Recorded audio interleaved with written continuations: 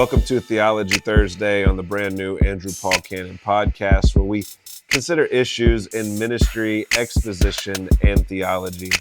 I want to thank you for joining me, and before you forget, hit that subscribe button. No, I don't care if you follow me, but I hope to offer something here that will benefit you in your ministry, church, and walk with Christ. Be sure to check out andrewpaulcannon.blog for expository material. And if you have any questions or thoughts during this episode or at any time, be sure to send those in. I'm no expert, just a man with thoughts.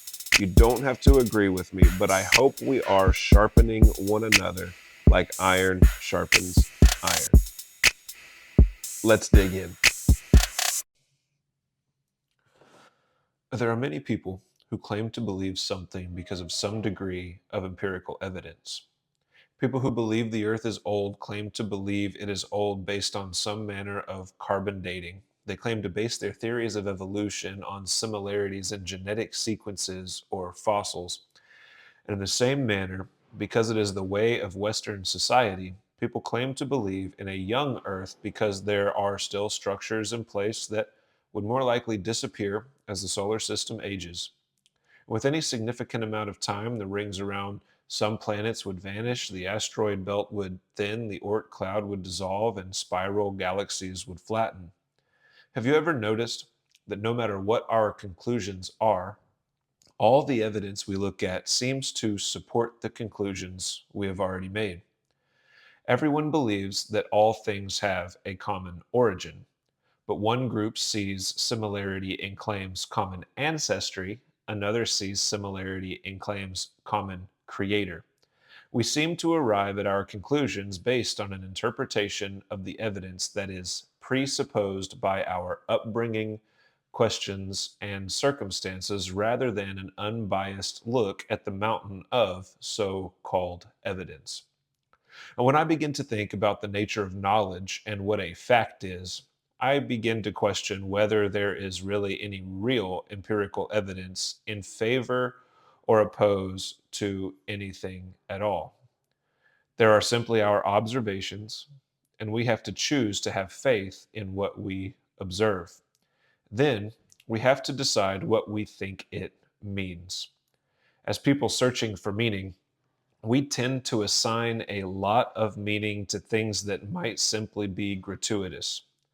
They might not exist at all as objects. The universe might be entirely a simulation or real physicality that is emergent based on the collapse of the first superpositional atom. No one has an unbiased belief about any of it. That's what we are left with: belief on all sides, not knowledge. Belief, no matter what our beliefs are, is a matter of faith, not fact, on all sides, and no matter how we wrap it to pretend we are better than people who believe different stuff. The truth is, facts are very difficult, if not impossible, to deduce. So I am immediately skeptical of anyone who claims the evidence clearly points to a certain conclusion. When probed, they can't typically explain how. They simply expect people to agree with their assertions and the seemingly disconnected narrative they weave, even though they weren't there to observe a single thing. There is always speculation in both matters of religion and science. Most things worth believing are beyond the realms of both, invisible and unsearchable. Before we can be sincere with one another, we have to admit that we are not quite as intelligent as we believe. The narrative of the universe isn't as clear as we might like. Our black and white view of things often falls to those gray areas where it is much more difficult to see how things fit together. We are misinterpreting our pride as so called intelligence, and it puts us to shame more often than it proves our superiority. Now, this realization brings me to a certain biblical principle: human depravity. Even Jesus taught that no one can even see the kingdom of heaven unless he is born again. You can see that in John chapter 3. Unless God himself personally reveals it to the individual person, that is. Now, I appreciate the Bible in that way. While every human centered religion and even the so called scientific community tells us that it is within our grasp to know all things by observation or experience, the Bible is honest with us. God is unsearchable. You will never prove him according to your cute little sciences that can't measure much. And the Bible doesn't go out of its way to try to prove God or manipulate people into a cult following. It simply leaves it to God to draw people because people would never be able to find him otherwise. We see over and again that those who have the ears to hear will hear, those who don't will not. No one can enter the kingdom of heaven unless he becomes like a child in faith. And the Bible uses that term, faith. From a worldly perspective, we scoff at the idea of faith. We treat people who openly have faith as if they are mentally challenged. And when we get down to it, practicing science also requires much faith. I have to have faith that there is some consistency in the universe. I have to have faith that there are natural laws at work, even though I don't know their origin and can't read them plainly. I have to have faith that I'm actually measuring something and not merely the result of a rendering simulation. I have to have faith in my own senses to work well. I have to have faith in my brain to work properly. And the faith required to derive any scientific result whatsoever is a great mountain. And anyone who says there is no faith or bias involved is simply being intellectually dishonest. We scoff at something that is necessary and good.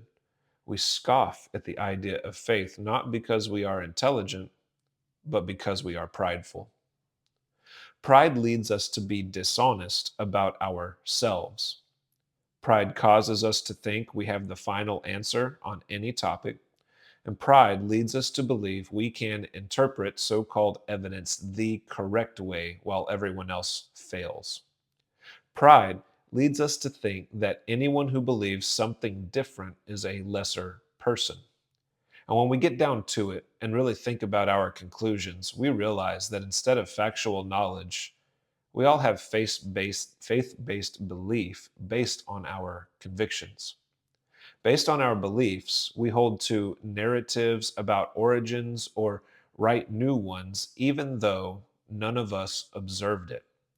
On every side, we like to tell grand tales about how we got here and why we exist, even though none of us were there to confirm it by observation.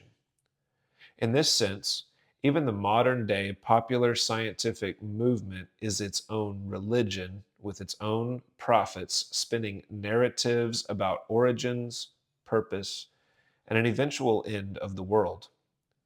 It has different and modern terminology, sounds a little more intellectual, and comes with its own set of rituals, but it really is simply the newest religion on planet Earth.